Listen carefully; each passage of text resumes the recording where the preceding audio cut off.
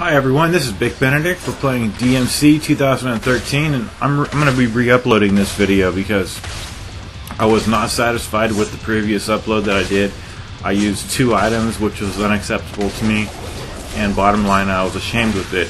So this is a clean fight versus VERGIL. This is once again on Dante Must Die difficulty, and I'm going to have this in 2 phases. This fight here, it's going to be the same fight, but I'm going to do a slowdown analysis after this just to show you the phases, because to me, whenever I get to a new phase, I kind of have a name for it, so just something to title it and analyze. But like I said, this is going to be a clean run, no item usage, and it's going to be a great one. So the main thing that I want to say though is that once you get the guy down to about, when he's almost dead, his demon half is going to guard his body. So all of your normal hits are going to bounce off of him unless you double trigger, which you need to do, and then just cut him down and you'll win the fight. So like in the first analysis part, I'm going to be saying something like lunge attacks and melee attacks. Like all of the attacks, they'll carry over from phase to phase. But when I start titling them as such, then you'll know that that's where they start.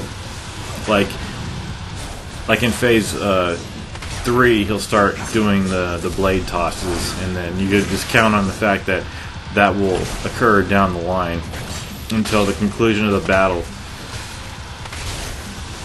But definitely you want to do your demon evades. You want to be using this weapon here. The main problem I have with this guy is that all he does is block, so you've got to counterattack after he does an attack, so that's what you need to do.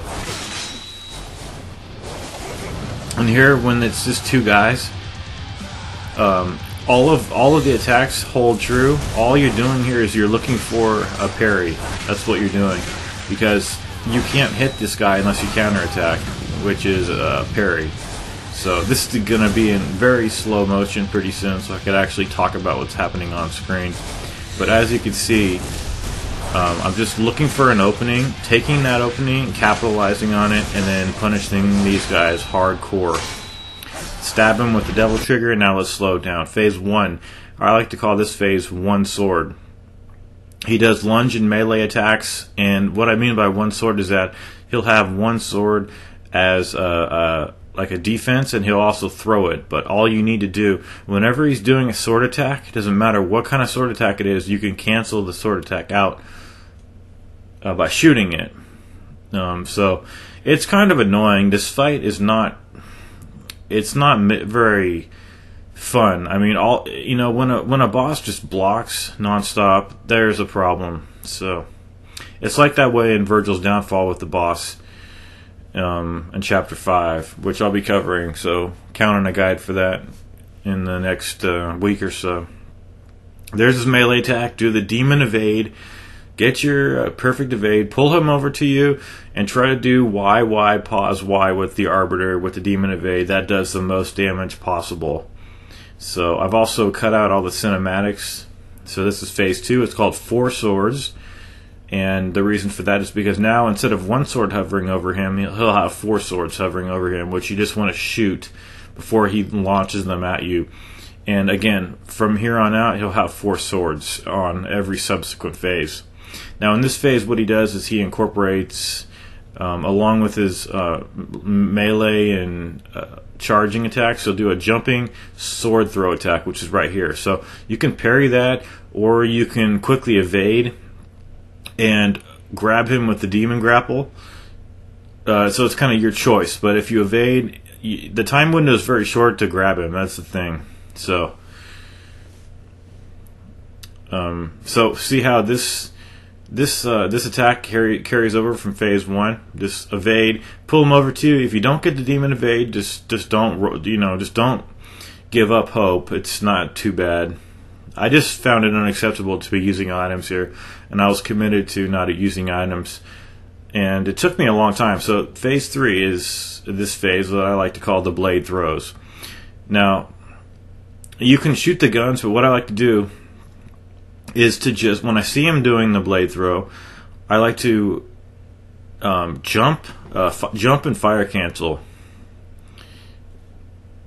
Like the first time he throws a blade, it's like he's throwing shurikens. It's that kind of thing. He'll throw the 4 blades that he has, and you can parry this each one of those sword blades. But sometimes when you parry him, you won't get the demon icon over the grappling, the demon grapple hovering over him. So like right there, did you see that? I can't attack him unless the game lets me. It's arbitrary.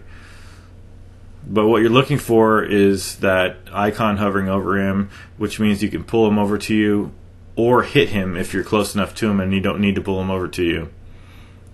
But in this third of 6 phases, he gets a lot more defensive, and he's not going to let us demon grapple every single time. So here is his kick stomp, which is going to this kick stomp actually begins in this phase, but I wanted to just point out the blade throws because they're the most important. See how phases 3 and 4 kind of merge together. It just kind of depends how much you damage this guy, but you want to be damaging as much as possible with the Arbiter. And now we're on phase 5. Then each of these phases, they just occur right after the cinematic. So this is the hardest phase for me. What he does is, and by the way, I call this the Blade Rain phase.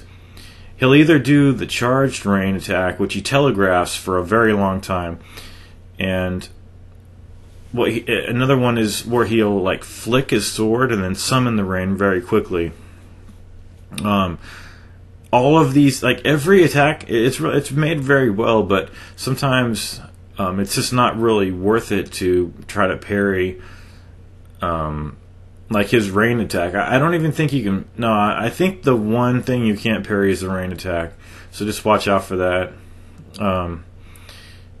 I struggled with it, and I want to help you guys defeat this phase here. So just give him a wide berth. Like even if you have to do the angel roll, the angel evade, where you're holding left trigger and double tapping the evade button.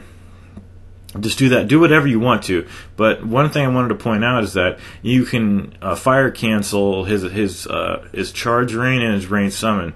So, especially if he's charging his attack, just go up to him, shoot him right in the face with the shotgun.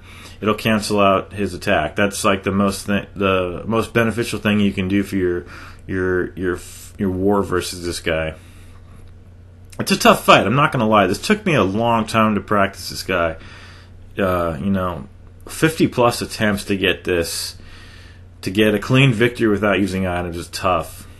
Anyway, this is the last phase, phase 6. It's a Doppelganger phase. Now, what's happening here is that you've got a combined pair doubling their attacks, and all the attacks are from the previous phase. The only thing you need to do here is look for an opening to parry. Once you parry, if you're allowed to, grab hold of him with the demon evade, demon evade to parry, and then grapple onto him with the demon hook, and then punish him severely with this. But once again, once he is almost dead, his demon half is going to shield his almost deceased body. All that means is that you need to use a devil trigger. If you don't have the devil trigger, you can build it up by hitting the demon half, and that'll get you it. But it's just very important to just focus on. Don't focus on the demon half. Just focus on VERGIL, but just realize that the demon half is also a part of him, and it will damage you too. So. I'm keeping right here. I'm just keeping my eye on the light blue character. There's the kick stomp. I evaded. I got the perfect evade right there, ×2 because there's 2 people. But I did not get an opening. But there's the opening I needed to kill this guy. So just smash, pull him, smash him. Now he's gonna fall down, and now his demon half is gonna evade him. And watch my hits; they're gonna bounce right off this bitch. bounce off, activate Devil Trigger, and you win. It's a hard fight.